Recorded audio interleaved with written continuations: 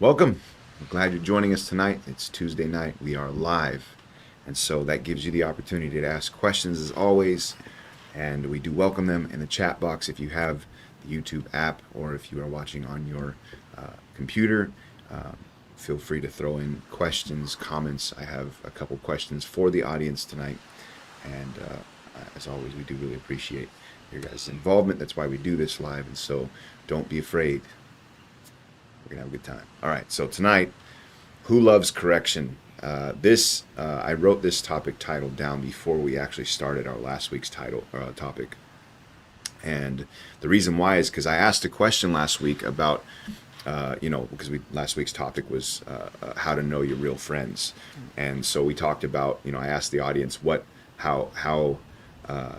how would you define a real friend? And so I anticipated that at least eventually the answer would come up: somebody who can correct you, or somebody who can speak into your life. Well, there was right? a little bit of that. Yeah, so it did come in. It It kind of got put in there, that idea that people who can say things to you that need to be said, Yeah. and then maybe you don't want to hear. Yeah. And so this idea of correction was kind of working into my thoughts Yeah. ahead of time, and so I was glad things went the way they went last week. But the scripture, and it's kind of a classic if you're familiar with the Bible, but it's also a very true and wise statement in Proverbs 9. In verse 7 through 9, he says, "He who corrects a mocker brings shame upon himself. He who rebukes a wicked man taints himself. Do not rebuke a mocker, or he will hate you. Rebuke a wise man, and he will love you. Instruct a wise man, and he will be wiser still. Teach a righteous man, and he will increase his learning." So this idea of being corrected biblically, they show there's a complication in the human mind. Some people receive it, some people don't. And he defines both of them. The one who receives it is a wise man. Yeah. And we've done a few podcasts recently talking about wisdom. And then there's another man who doesn't receive it, and the Bible in this text calls him a mocker, or a what's the other word? I think it starts with an S. A scoffer. Yeah. And then there's other scriptures that talk about fools not receiving wisdom, and there's so many, and we talked a lot about that before. But I started thinking about this idea of how we normally. I can actually talk from experience. I have had a reputation, and I like to think I've gotten better in this area, but of being a very argumentative person since I was young. I remember one day my uncle was explaining something to me, and this was when I was in 7th grade, I think. Mm-hmm. So I was very young. And my uncle is a very accomplished man, and he was a teacher, and at the time he was a teacher, and very successful businessman, done very well for himself, had become a pilot. I mean, he showed me his resume. It was like literally like this thick. It was a very thick resume. And he's explaining to me how to do something. He's a very knowledgeable guy when it comes to construction, very knowledgeable. Anyway, he's explaining something to me, and I didn't even realize I was doing this. But he's explaining something to me, and he goes, "Jordan, I know you know, but I'm gonna tell you anyway. You don't have to say you know." And I didn't realize it until he said that. I kept saying, "I know, I know, I know, I know, I know," and I just kept doing that over and over again. And the reason why I was saying I know is because I didn't want him to keep talking to me about it. I didn't want to hear his instruction. I just wanted to go and do it myself. Right. And so obviously a picture of that in its very immature stages, but extrapolate that out, as you get older. Yeah. And it becomes very it's worded differently. It's expressed differently. And so as I was working through these thoughts, this term came into my mind of social self-defense. Have you ever heard that term before? No, I haven't, honestly, but it's a good one. I like it. So I thought about, I was like, there's got to be a study on social self-defense. Yeah. So I did some research on it. And of course, it is an actual term. It's a real thing, social self-defense. And it's, when you try to do some research on it, typically you'll go in the positive direction of diffusing situations verbally, not having to get physical, and, the social aspect of being a mindful person when it comes to social interaction, right? But I started doing research into the negative sides of this, and I got a ton of great words. And so I want to go through these words and just get your thoughts on them. This is going to be one of those. We've done this a few times, and I find it kind of entertaining. But before I do that, I want to ask the audience, a question, and the question is, who should be allowed to correct you? Just right out there. There's no special answer, and as I've said many times, this is not a put your answers on the table so that they can be hacked at, but just to consider realistically how you think about correction. Who should be allowed to correct you? And obviously by default we would get the answer of who shouldn't be allowed to correct you. And so I'm curious what will come in there. Hang on, let me put this in the chat, make sure I'm muted. Okay, so first question, or first word, basically this is a form of negative social self-defense, is the issue of projection. Yeah. So explain to me what projection is. How does that work? That is a very interesting one. I actually learned about projection very early in life. I was in 8th grade. The reason why I remember is because it was out of left field. It wasn't something I knew anything about. It had nothing to do with lessons or anything. It was just, I just happened to have a teacher that was, interested in teaching, and having students learn, which was fortunate. Not all were like that. But the idea of projection is very interesting because it's an issue that it's the thing that kind of has caused me to be so focused on the mind and as a pastor as well, is because it's interesting to me how often people they think that they are being objective. But not only are they not being objective, and not only are they being subjective, but they're actually projecting, their thoughts onto other people. Quick definition: subjective versus objective. Okay, so objective is you're basically outside of yourself. This isn't based on you or what you think or anything like that. Objective is what's out there. It's already out there. And that's what it means to be objective. Subjective is when it's all coming out of your own thinking, and your own thinking, and this is how you feel about things. This is what you think things should be like, that kind of thing, is subjective. And then you have projective. That's not actually a term, but the idea of projection, which is where you're literally taking what's going on in your head and you're throwing it on to the circumstance. And specifically, you're throwing it, more often than not, it has to deal directly with people themselves. Is that you are saying to people things, or thinking things about people based on how you think, not how they think. And it's a very immature way of thinking, but it's a very common way of thinking. It's the kind of thinking, there's a whole, science behind all this, but kids at certain ages, they get to an age where they become aware of things, and once they get to that age where they become aware of things, then they need to get to the next level beyond the fact that they're aware of things, is to realize that other people are not thinking like they're thinking.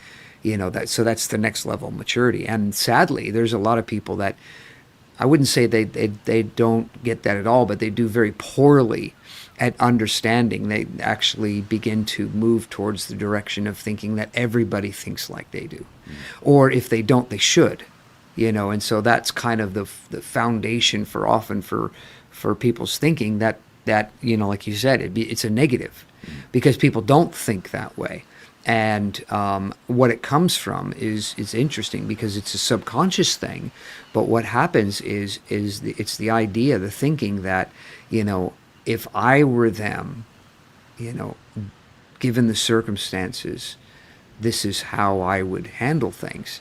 And it's very revealing to hear somebody doing that when they're projecting, because in their minds, they're taking the high ground. They've got this, sort of high, thought about themselves, and they're superior, and, that kind of thing. And then they look at somebody else and they say, well, that, what they're doing right now is they're saying this or that, the other thing. And the truth of the matter is that's what's going on in their mind. That's how they process things.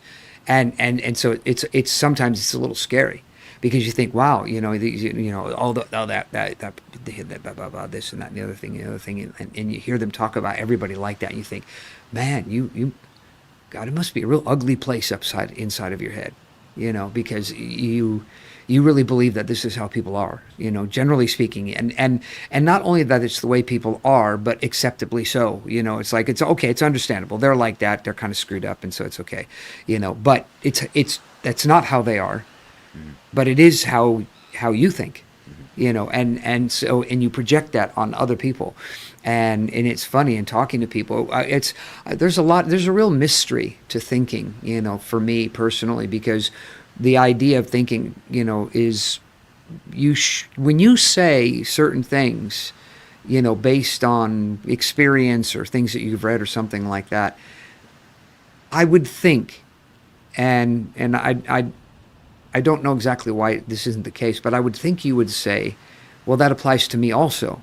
I think that would just be a given, that it applies to me also. So if there is a such thing as projecting, well, then you can do it, And if you're not consciously, actively not doing it and recognizing that you can do it if you're not on guard, then why just say, well, I'm not going to guard myself because it's not going to happen and I'm not going to do it, and so I don't need to worry about it, and then proceed to do it. I don't really understand that. So, but that's the basic idea of projection, is the idea of your thoughts, the way you think and the way you break things down, you throw that into somebody else's thinking. And so what you perceive things that are going on around you, and you don't really perceive what's going on around you. You think you do, but you don't really, because you're mixing it with your own way of thinking. And and no two people think exactly the same. So it's quite interesting. I've got a really I'm avoiding it because I'm going to be using it, but I've got this really, really cool definition that I found in the Bible for the word wise in the New Testament. And it was like, wow, that is amazing, absolutely amazing. And it's funny because you're talking about this. I was like, nope. Yes. You have to wait till tomorrow. Good flow of thoughts. This is good.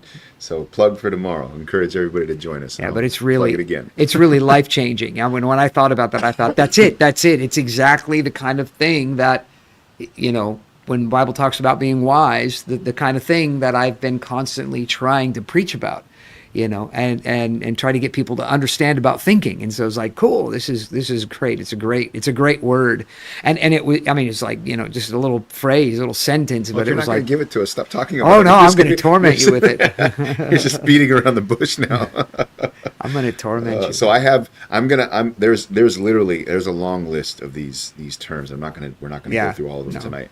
But I want to, so let's jump on, and we'll come back to these in a second. Just so you guys understand why I'm doing this. I actually forgot to say this, but the reason why social self-defense came into my mind is because when you're being corrected by somebody who's correcting you. And so there is this a common default in us that looks for ways that isn't applicable. No, you don't correct me because, and then there's all these things that come into play, and we defend ourselves. Yeah. And we defend ourselves socially, right? We don't punch people in the face, which obviously happens, but normally what normal people do who aren't insane in the head, they just defend themselves in some way, one way or another. And so let's get to a couple of these answers though. And so the question is, who should be allowed to correct you? And it's interesting because the questions that came in, like I said, would tell us who shouldn't be able to correct you. But the first one is people who already have a relationship with me. Your thoughts on that? What do you think? Is that? Well, that's a very narrow. I mean, it's yes, that's one of them, but that's a very narrow. I don't think the idea was only to only those people. No. But yeah, definitely people that know you. Iron sharpens iron. You should want people that to correct you. Yeah. It should be your desire to have people that correct you, especially You know, that if, as a matter of fact, if you don't have people in your life that you have relationship with that are not pulling you up sometimes, then you don't have any real good friends. Yeah. Yeah, no, Do you you're think that? you're Do you you're think that missing out on there's? one of the most valuable things in all of Do you life. think that there's a value difference between, correction that comes from people who know you and maybe people that don't as well or don't at all? No. Like correction is just as valuable across the board. Well, I have in as a Christian, and when I say as a Christian, I should probably come up with a better way of saying it, because that everybody is a Christian, aren't they? As long as as long as especially if you're in America, Yeah, I was you're just gonna among say, the especially in the US. 97% who believe in God. But the so as someone who believes that God speaks to you, is probably a better way of describing it, is that God's not limited to using only certain people to be able to speak into your life. And if you're a wise person, then you know you'll when somebody, maybe even out of a attitude, throws something at you, stop and consider, is there any truth to it? Is there any merit to what's being said? It doesn't matter who's saying it or how they're saying it, or if they're angry or ignorant or what, but to be able to allow that in your life is golden. There's just nothing better in life than to be able to be humble enough to actually let anybody be able to bring correction into your life. Yeah. Yeah, actually, that's the next couple of answers. No, In good. different ways, Yeah. anyone should be allowed to correct you, even if the person is your ignorant little child, Yeah. or a rebellious, hateful person. There might be some truth in what they say. Well, I might draw the line at your ignorant little child, mainly because of the position of parent. The importance of a parent is the corrector, not the child. If it's you get into later years, where because there has to be some measure of merit, of some measure, to it. I would say, limitation would be at least, getting into your teenage years, to where you can actually, rationalize, Yeah. better. Young kids can't rationalize. Do you think there's like a context, that makes that kind of correction? Like, you make some assessment on a Yeah. thing. Well, we're and your kind of child's we're like, kind well, of going actually, like this in a subject that there really is a lot of dependent yeah, things yeah, on it, yeah. because there are circumstantial limitations, to correction and the issues of correction. Because it's funny, the scripture. Because you're reading it in a different translation. I'm not sure if it's the same scripture, but it's interesting in the book of Proverbs. It says, to correct a fool after his folly, and then there's another scripture that's like, I'm not sure if it's the next verse right after or a couple of verses down from there, and it says, "Do not correct a fool after his folly."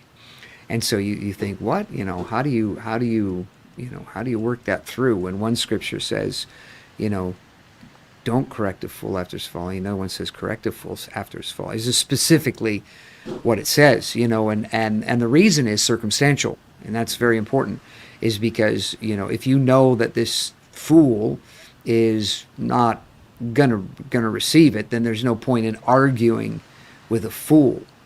But if the fool is crossed the line, then he needs punishment.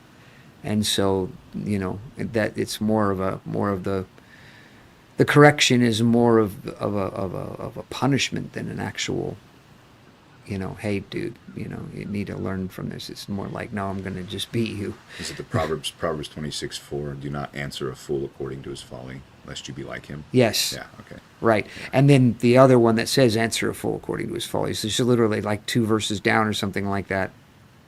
Or above. Yeah. Yeah. The next verse actually. Yeah. Answer a fool according to his folly, lest he be wise in his own eyes. Yeah. So there's context. Yeah. Yeah, there's context. Yeah. Sometimes there needs to be punishment. You can't let them get away with it.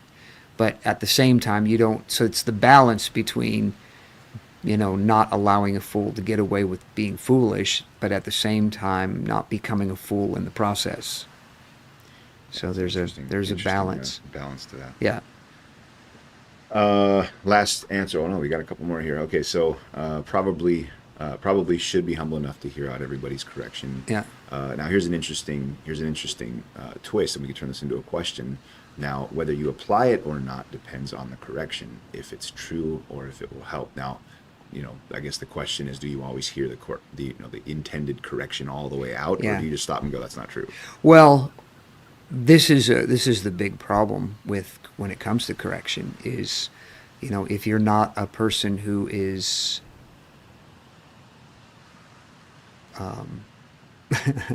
as I'm thinking of this, there's so many thoughts racing through my mind. Being a pastor over the years, I've got a whole catalog of individuals, that come into mind over the years that have had various levels of problems with correction, and it's interesting that in the end, it's being right in your own eyes, kind of a thing is, which is the definition of a fool in Scripture, and so people who are right in their own eyes, are people that they don't. Correction isn't. So I'm trying to put all this together in a short answer, and it's really difficult. But the bottom line is, when it comes to the issue of correction, and whether or not you should listen to it or not, I think should come down to the fact of, have you learned how to receive correction? I think that's the first thing that has to happen, is, have you actually learned how to receive correction in order to be at a maturity level to whether you can decide whether or not, or how deep a correction should be applied.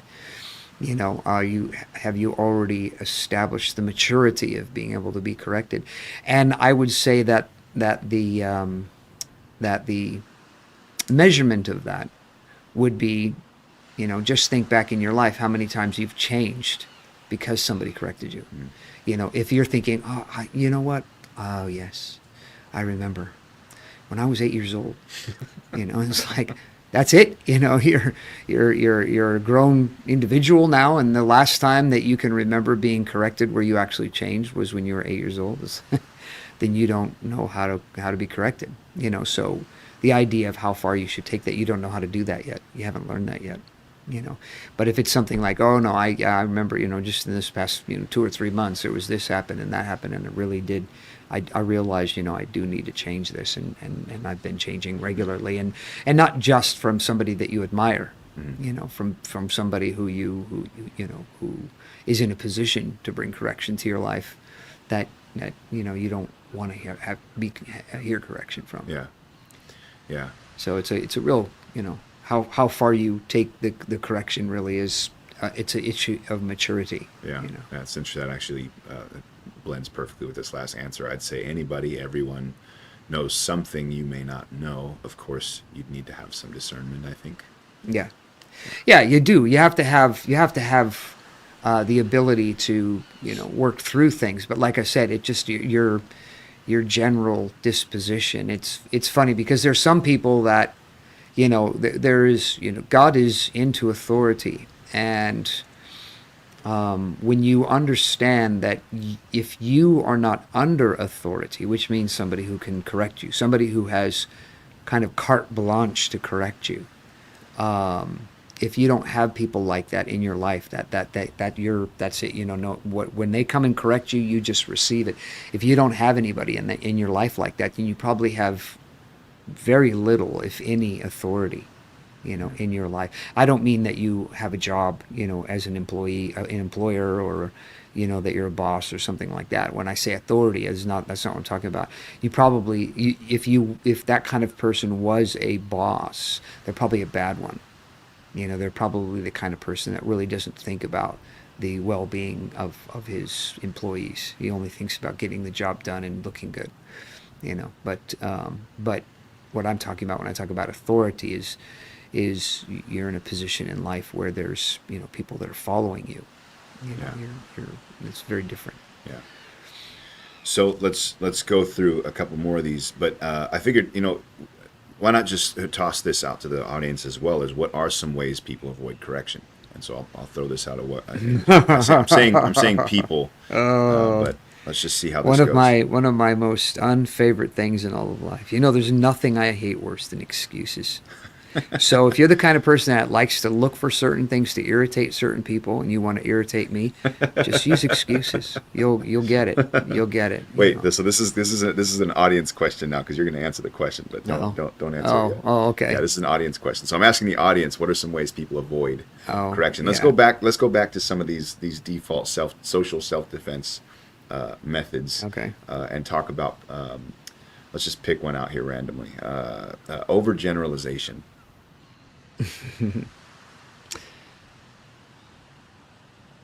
You know, you say these things, and I say, you know, it's quite clear that I'm not the only one saying these kinds of things. But you would think, especially in counseling sessions with people, that nobody's ever said these things before that I say, and it's like the over generalization, you know. It's the if you can't dazzle them with brilliance, you know, baffle them with, you know what. and that's overgeneralization. Yeah. You know, it's just, you just muddy the water. Yeah. You know, and then that way you can't get anywhere. You know, it's just muddy the water. You know, and the idea of overgeneralization is jumping to conclusions. You know, that's the idea. Is you just jump to conclusions that this is the way it is, and you know, which is another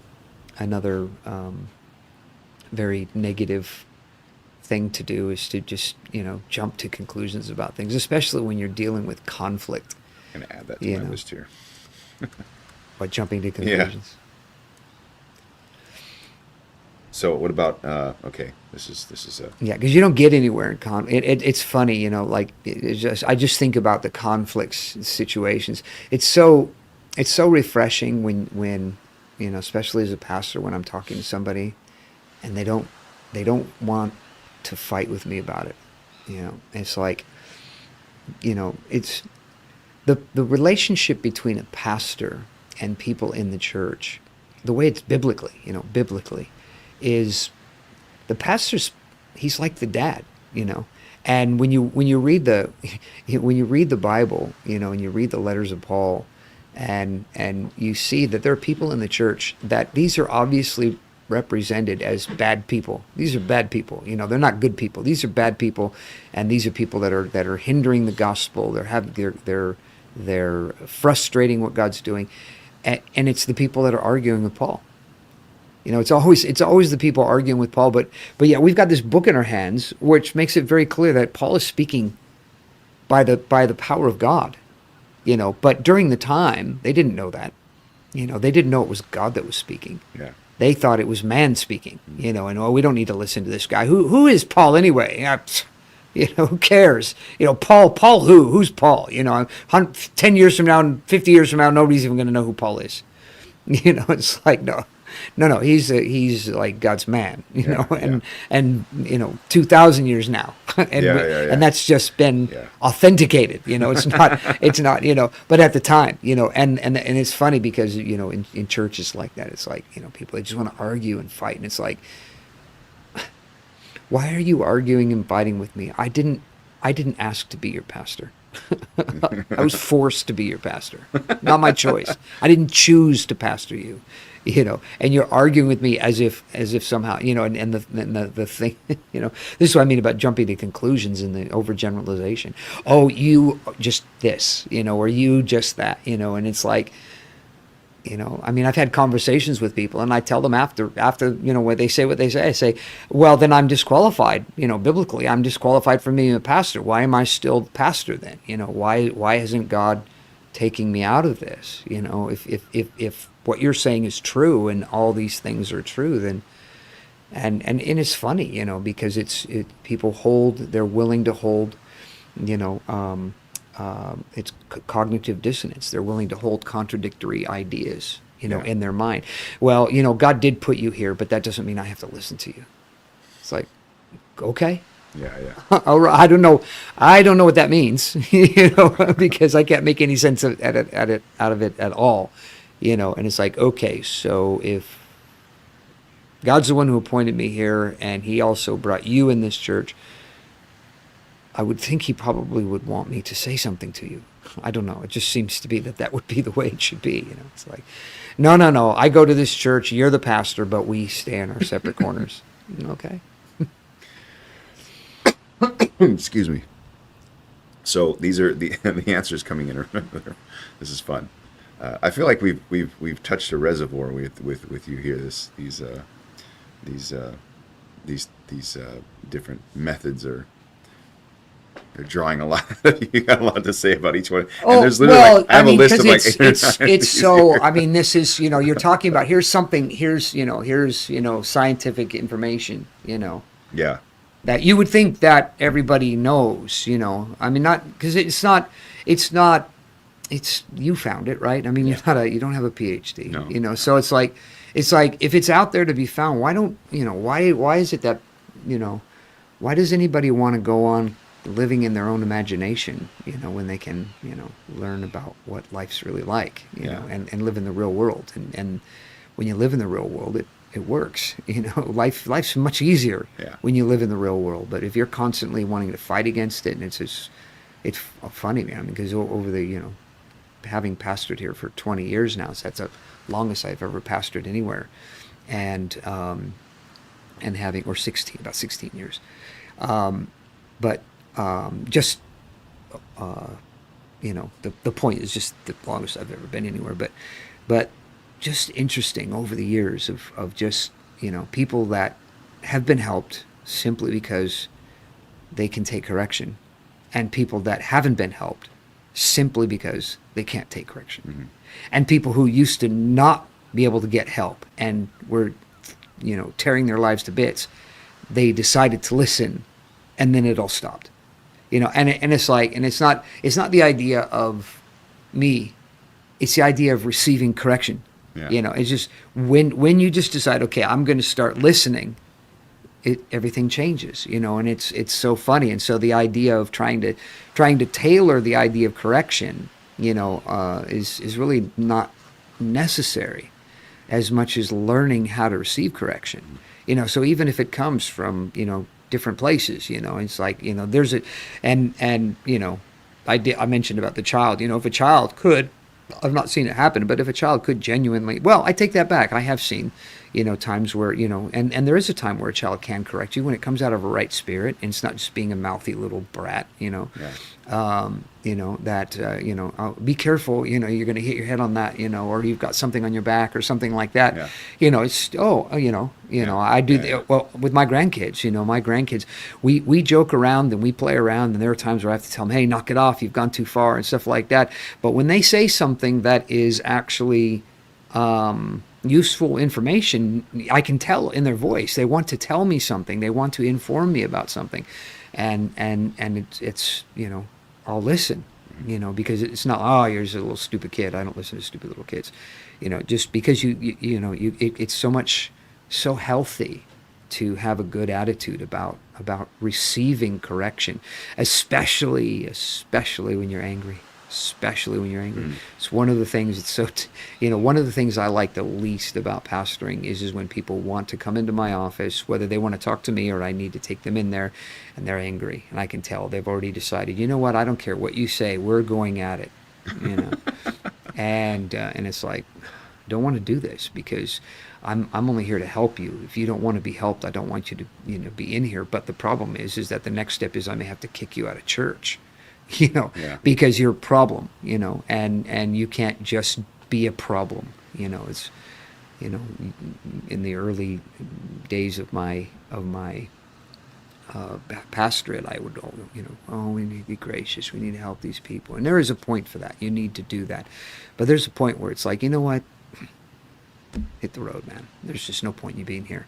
You're just awkward, and why do you want to be here, to be awkward? I mean, is that the point? Is this the only society where you have been allowed, is the church, because you clearly don't have any social skills.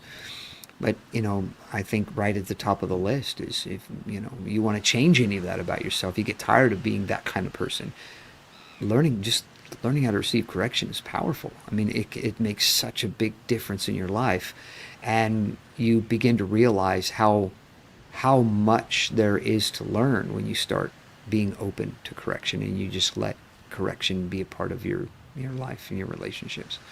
And then that way you don't have to worry about it. Okay, if you see anything in me, no, I'm not going to say it. I know how you are. I'll say, no, I'm not. I'm not like that. It's like, you told me that. No, not that. But anything else. It's like, no, we're not going to play that game. Okay, let's jump on some of the next answers. So the question again was, what are some ways people avoid correction? It actually fits right into the list I already have down. So, but the first one is being someone else in front of the people you know who would correct you, or just saying what you know they want to hear. That's in response to what? In response to how people avoid correction. Oh, how they avoid it. Okay, correction, okay, yeah.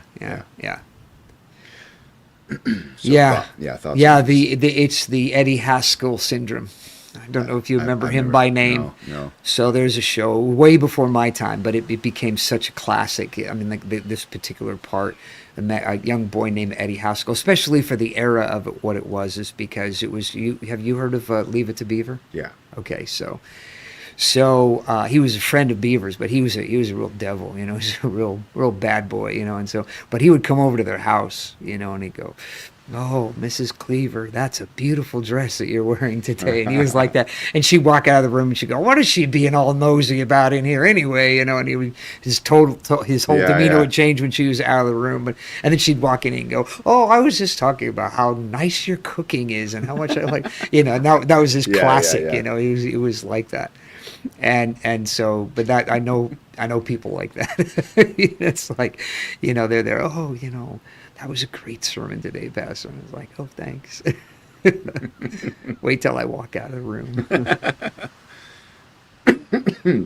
Okay. Not saying anything at all. And then there was a follow-up to be more clear, being passive, or keeping everything to yourself. Yeah, that is one way to avoid correction for sure. Is to just not talk about it to anybody. But boy, what a pressure cooker that becomes. What do you mean by that? Well, you have to, you can't just keep everything bottled up inside of you, and there's a need to that's the Bible talks, a friend loves at all time, and there's a friend that sticks closer than a brother. Iron sharpens iron, so does a man sharpen the countenance of his friend.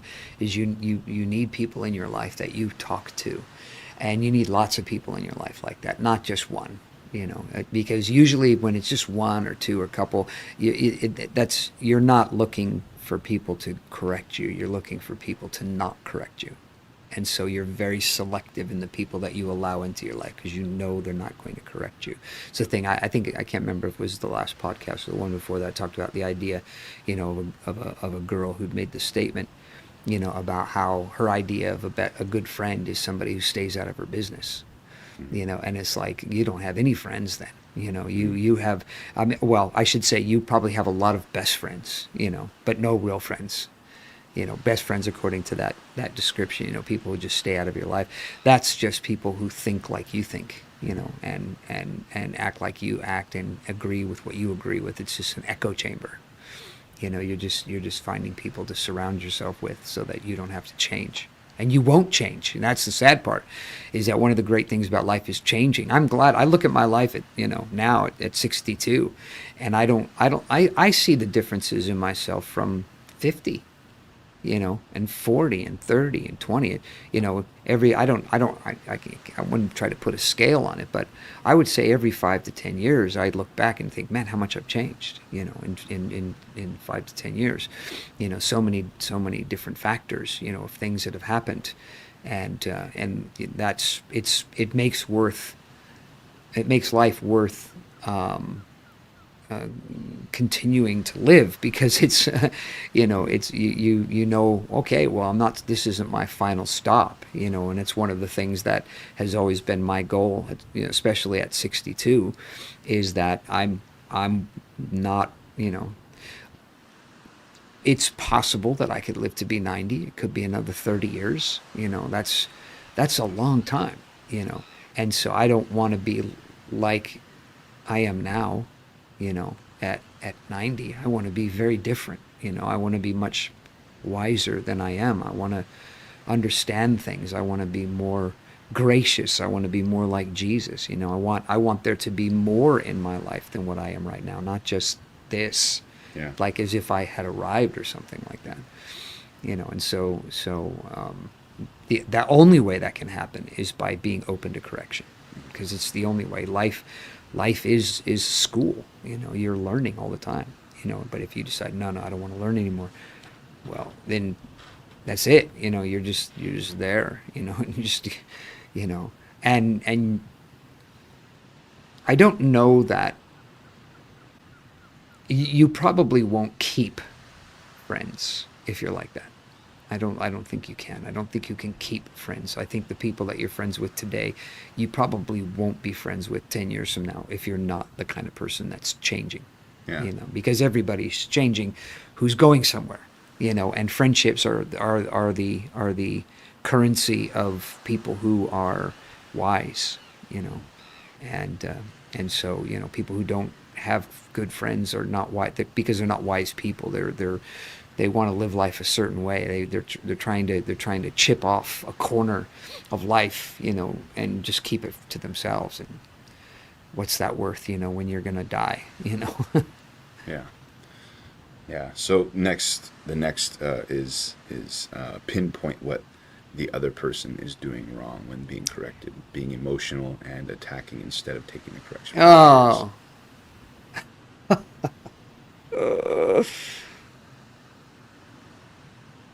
The reason I'm laughing at this is because these are things that, when you experience them and you hear them defined, you want to go tell the people that do that kind of stuff. Here, read this. But number one, they don't believe they're like that, and number two, they won't read it.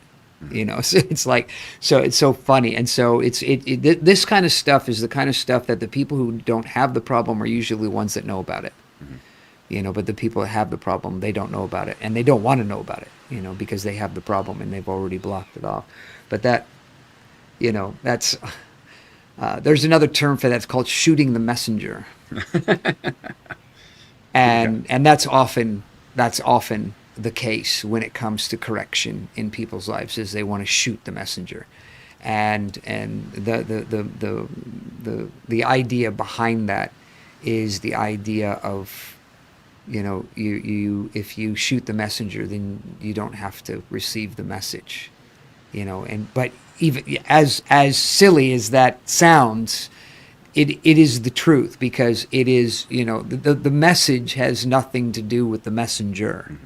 They're just delivering the message, But the message, even though you've shot the messenger, the message still exists, And so that's the reason for the phrase, is just, you're going to attack the person who's trying to bring correction in your life.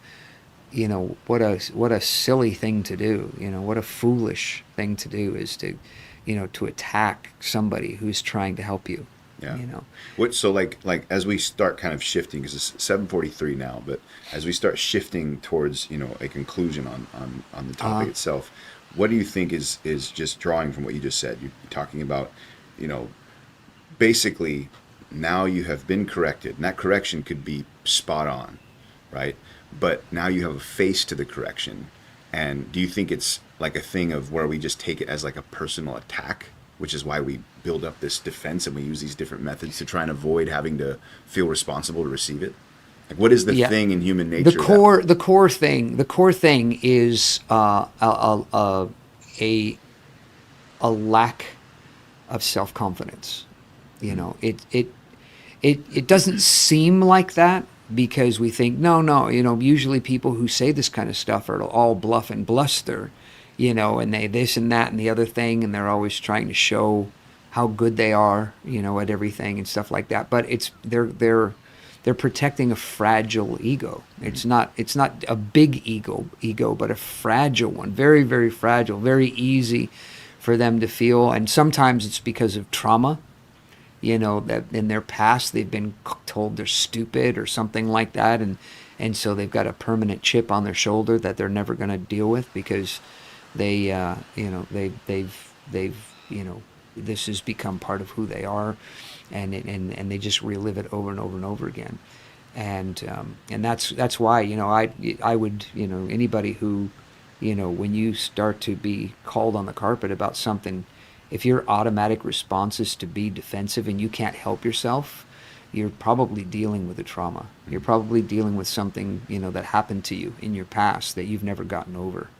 There's a good book called The Body Keeps the Score, talking about this kind of thing, and the idea of how things, certain things trigger, and all of a sudden you have these feelings that are out of control. They're feelings, or even other sensory things of smells and memories that just pop into play, and just all kinds of things that can happen to you that are triggers from some previous event that you've not been able to get over. And so it's very that this is a lot of I think this is a lot of the reason why people develop an inability, because it is developing an inability to be corrected. I would throw another thing at that as well, is that if you were raised in a family that never brought correction, then you probably are especially struggling with the idea of being correction, because you don't understand correction. You don't understand it because you've never experienced it. The Bible says, whom the Lord loves, he corrects and chastens. But he also says that a parent that loves their child corrects their child. So part of love is correction. So When you you're not love really somebody, understanding the value, and so the value behind correction itself. Yeah, because you've never been loved. Your idea of love is somebody who gives you your way. And this is a real problem, because when you grow up with the idea of thinking that getting your way is how people show love to you, you're going to demand your own way because you want people, because this is what people are supposed to do who love people. And so you can bring that into the church, and it's like, well, you're a Christian, and if you love me, then you need to do this, and you need to do that. You need to give me this, and you need to be like this, and you need to be like that. And it can be a real difficult situation to be in when you were raised with that kind of thinking. And so so there's kind of both extremes there, is the one of the having never experienced correction in the proper way, and the other is having been abused, and I'm talking about like you're been called stupid and all your life or things like that, and you're not able to receive correction because it's always viewed as a somebody's bad mouthing you or attacking you or something like that, or discrediting you, or devaluing you, those kinds of things. It's quite, and this is a tangent, maybe we could do another podcast some other time on the issue of parenting, but it is quite a sobering idea towards when it comes to how parents are responsible for correcting their kids the right way.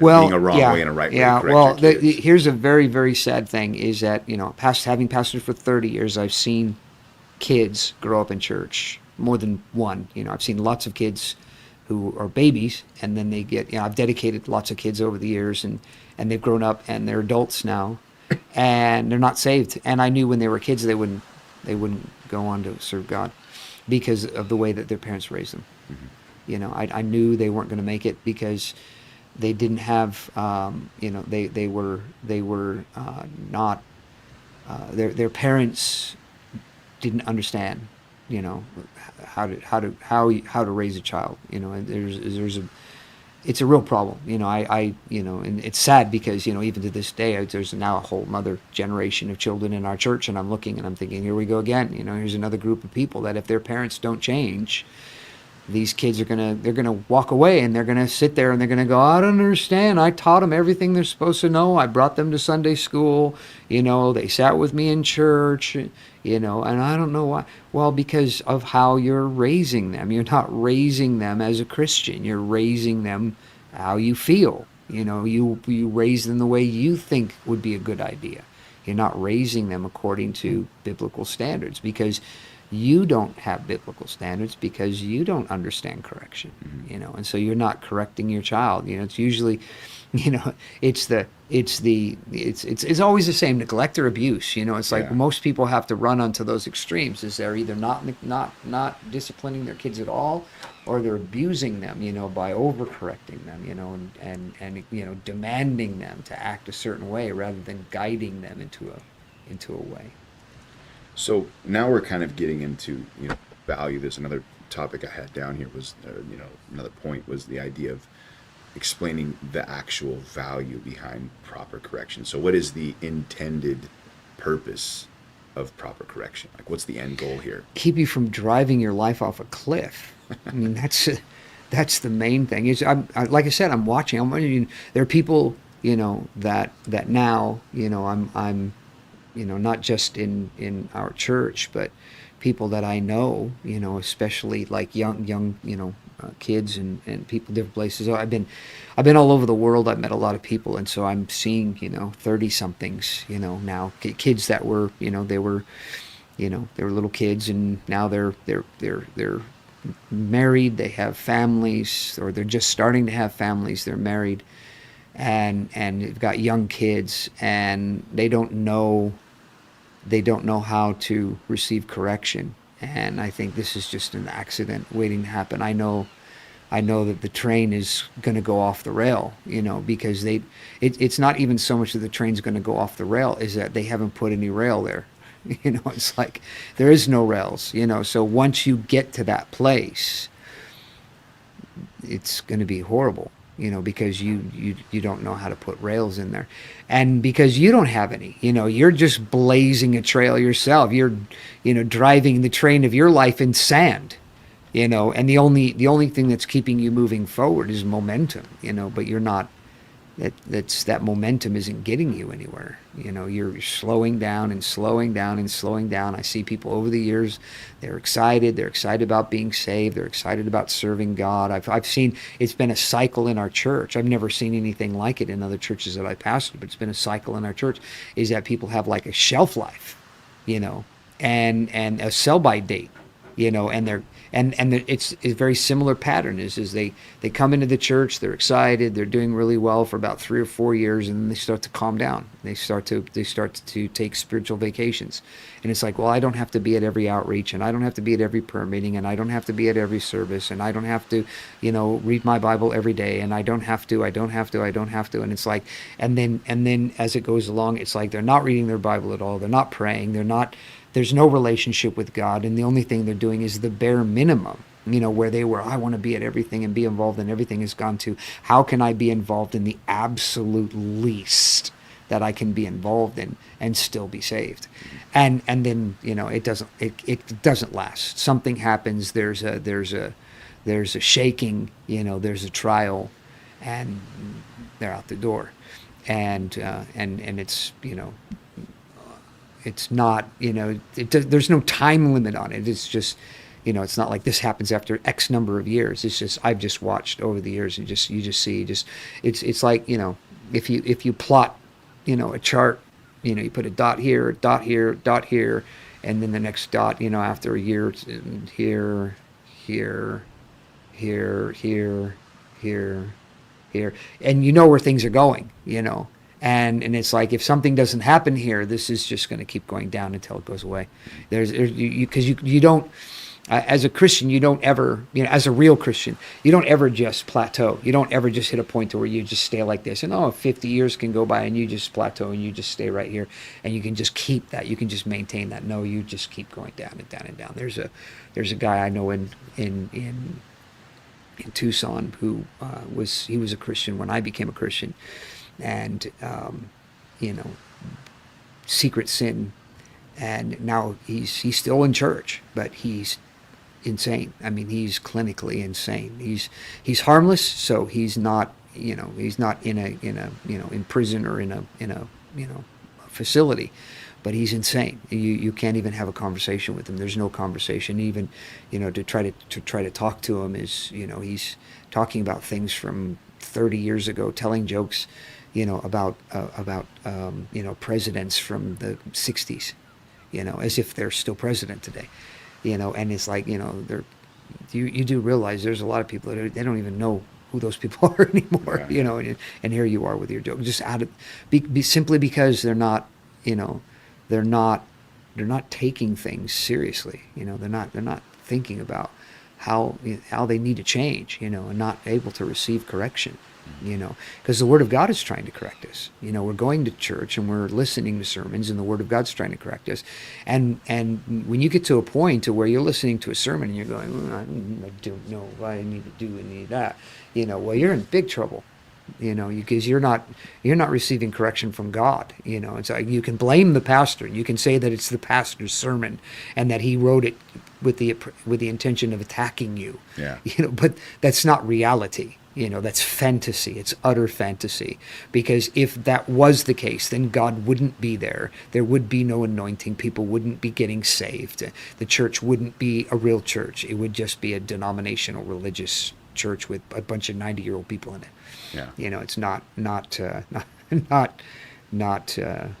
say there's anything wrong with 90-year-old people in church, but a lot of the reason that the 90-year-old people in churches, they've given up on the church years ago. They're only there because because there's nothing else to do. It's their life of routine. Yeah. Yeah. So there's a question came in, and digging a little deeper on the issue of who can correct you, who can correct as well. Where does I'm gonna just use direct quote here? Where does the old picking a splinter out of someone else's eye while there's a log in yours in your own eye play in? Well, that's a funny thing, because what you're saying is somebody's come to you and is trying to pick the splinter out of your eye, and you're saying, brother, well, there's a much larger telephone pole than a splinter in your eye, saying, brother, you haven't dealt with the pole in your eye yet. And so here you got, they're like sword fighting, clink, clink, clink. Splinter against log. No, log against log. Oh, I see. Trying to bring correction. You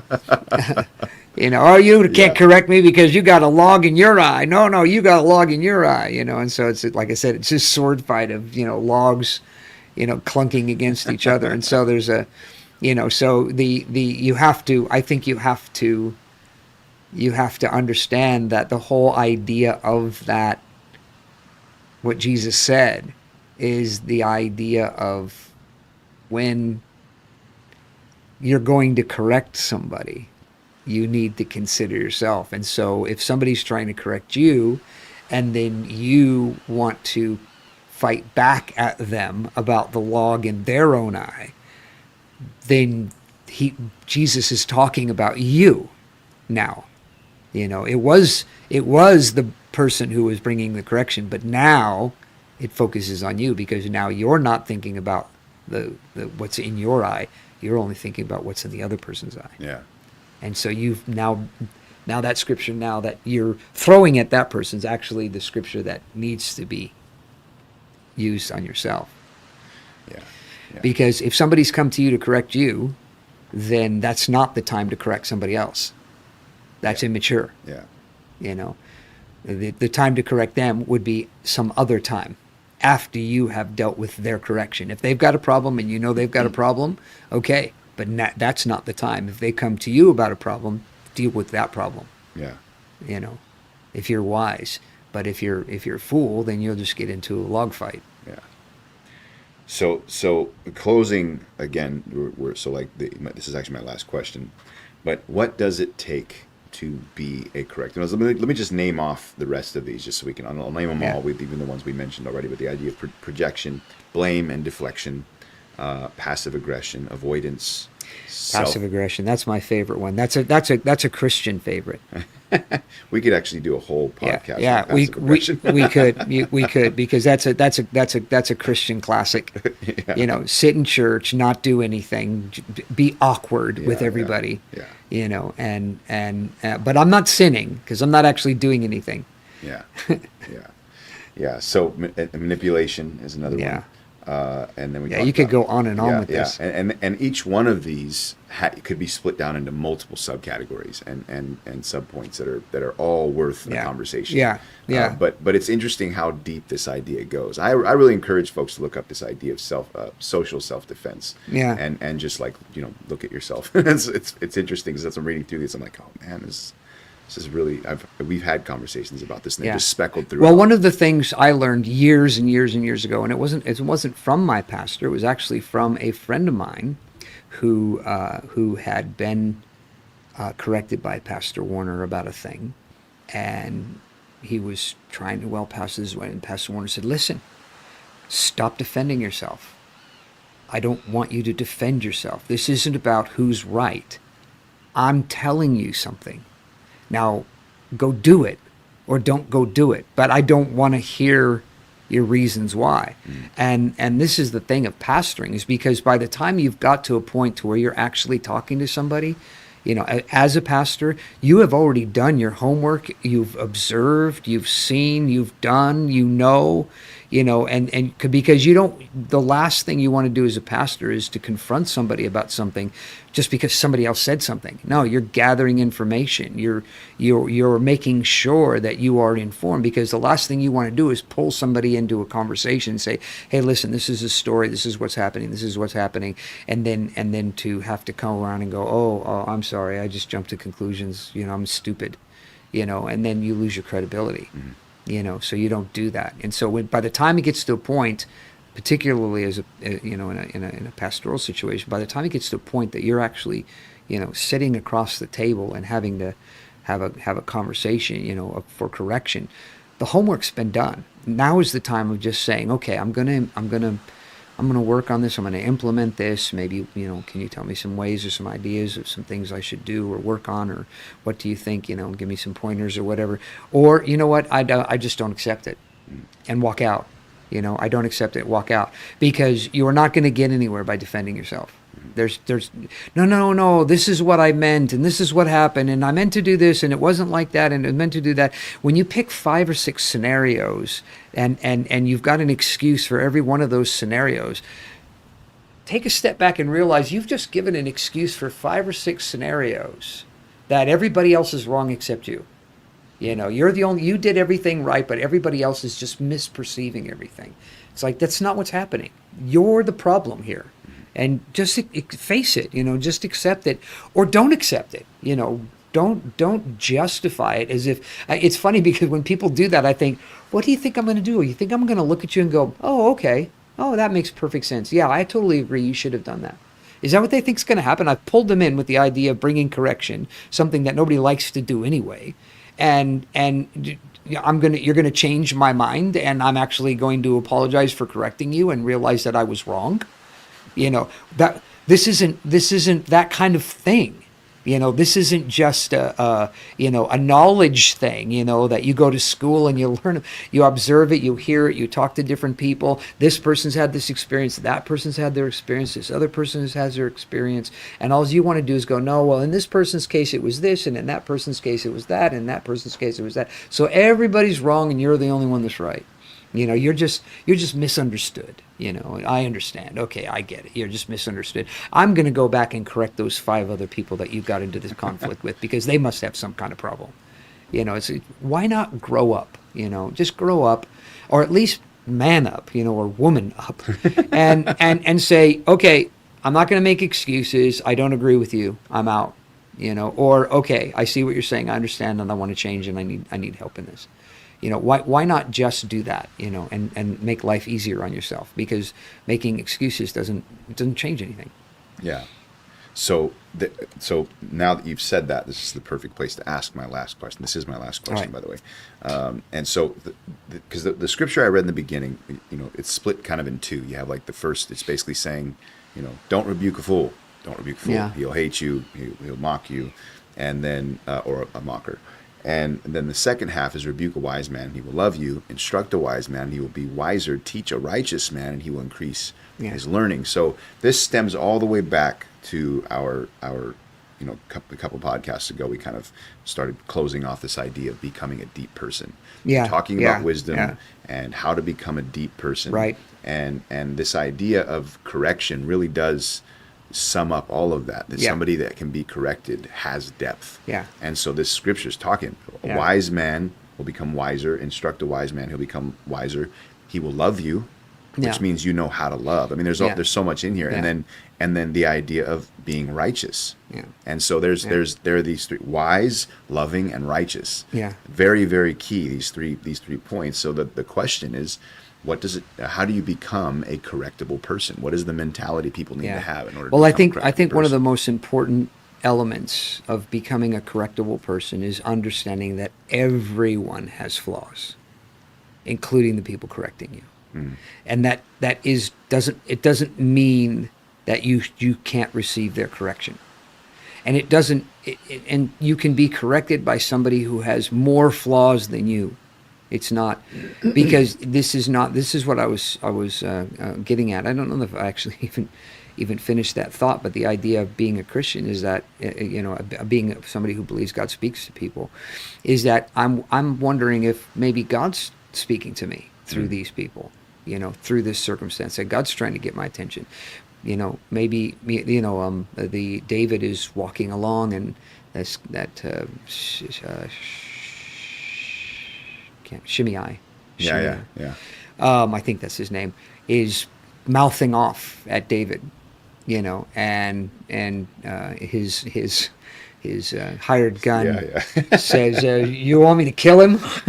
Deeper than that, you want me to hack off his head? Yeah. And he said, "No, it's of the Lord." Yeah. It's of the Lord. And so to be able to have that kind of sensitivity, to be able to, even a base individual yelling, hurtful things, there still might be an element of correction that God's trying to bring into our lives. And maybe we're just that thick-headed that we need that, we need somebody that's that nasty, in order to hear, because we won't hear it from anybody else. So God's got to take some base individual who can say things without caring, in order to just, yank our chain, sometimes. And so I think that there's a very healthy factor in being open to all forms of correction from everyone. And, is God in this? And it's funny, because if you'll take the moment to just say, rather than, get all bent out of shape, if you'll take the moment to say, "God, are you in this?" You'll be amazed at how quickly God can respond to that and say, "Yes, listen, I am in this." In truth, there's been very few times, and none that come to mind, where God has said, "No, this isn't God. I'm not saying this. This is just garbage." Even people who are malicious, the people who've said things maliciously. It's like, I'm still, is there any truth to that? Is there anything? Maybe they're over the top about it, but maybe the reason they're upset with me is because I did something, that maybe I shouldn't have done, and would there have been a better way of handling it, and say, "Oh, I remember when you did this from 20 years ago," and it's like, 20 years ago, for crying out loud. And it's like, but have I learned anything since then? And was that something I should have done? And have I done? Am I still doing those kinds of things today? I mean, that having that kind of a posture, I think, is very, very important. But you have to have, the other thing, which I think is very important, is you have to have a relationship with Jesus that allows you to have a good self-esteem. So because that's one of the factors, of not being able to receive correction, is because you're so shredded up inside. You're not confident or comfortable with who you are. In this applies in general, but even more so as a Christian. To know that you've got a solid relationship with Jesus. If what's being said is malicious and hurtful, well, you take that and you turn that into a corrective action inside of your own life, and it's something beneficial. There's no harm done by responding positively to something, even if it was meant to be malicious or negative. And so it's never bad. It's never bad to be able to to be correct. That's why I don't. It's, I love it, and I think it's great when people will call. I'm sorry when I did this and I said that and apologize or this or that or the other thing. And I like it, but it's never necessary, because when they say things, I know they're just venting out of who they are. They're venting out of who they are, and who they are may not be a very happy place, for them. And it's like, well, and I've done that. I've said that before. I think I said it as a joke when I was, talking about this woman that flipped me off as she was driving across. And I said it, kind of tongue in cheek, but at the same time it was true. Is I don't know how miserable her life is. Yeah. Her life may be an absolute miserable wreck, and if I was her, I'd flip me off too. Even just because I'm there. Yeah. Because she has to live that horrible life. And so it's just a way of reframing things. So you don't have to. Everything doesn't have to become a personal attack. Yeah. There are ways of looking at things and thinking about things and considering things that, that can turn a negative circumstance into a positive one.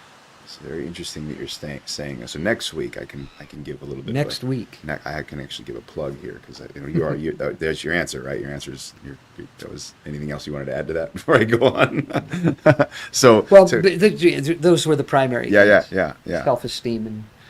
Yeah, so that's very interesting you say that, because there's this. I was thinking about this issue of identity, and we're gonna, our next podcast title, I can just put it in early, is resolving identity crisis, and so we'll talk about identity next week, and that'll be episode 200. So really encourage everybody to come, and if you're we'll get a cake with 200 candles on it. And we will eat the entire thing. And we will eat the cake while you're here, while you're watching us. So let us know what kind of cakes that you like, so we can eat something that you'll enjoy watching us eat. Very cool. Yeah. So anyway, we will be here again next week. We appreciate you guys joining us tonight, and we will also be here tomorrow night. But that's in person. And we encourage you to join us, be a part of. Find out about being wise. Yes. Are you talking about tomorrow? That's tomorrow? That's tomorrow. That's tomorrow. Okay, awesome. So, yeah, tomorrow we'll put the information on your screen. And as always, we encourage you guys to come next week. Also, just to throw in one last plug in the podcast as a forum, we are having a live play production this Saturday at 7:30 p.m. This is going to be held at the Red Morton Veterans Memorial Senior Center. And I encourage you to join us. There's more information about that on our Instagram, YouTube page. You can come find more on our website, and we're announcing this quite a bit. And so I encourage you to come and join us again. That's this weekend. It's this Saturday only at 7:30 p.m. at Red Morton Veterans Community Center, and so a senior center, sorry.